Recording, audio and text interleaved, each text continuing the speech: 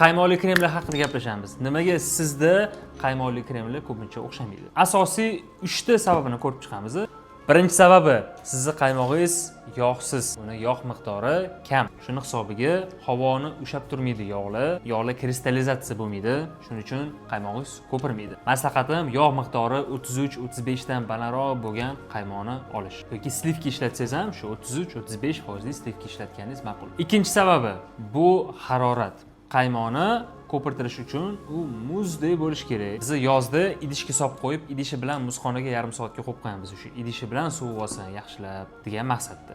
Qaymog'ingiz iliq bo'lsa, uni ichidagi yog'lar qochishga ulgurmaydi. Shuning hisobiga u ko'pirish o'rniga suyuq bo'lib qoladi yoki chirib tushadi.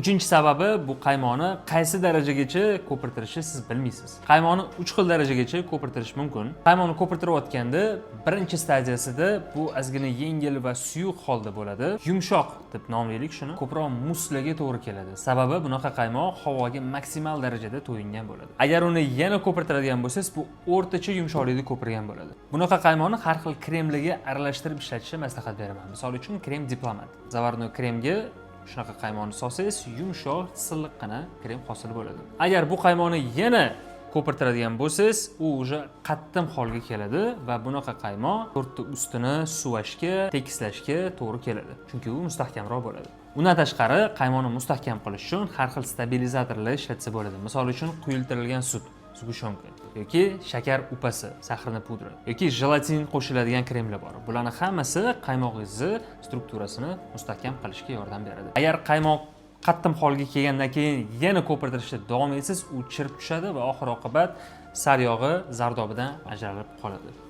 Xulosa qiladigan bo'lsak, birinchisi 33-35% atrofidagi qaymoq ishlating. Ikkinchisi muzdek qaymoqni ko'pirtiring.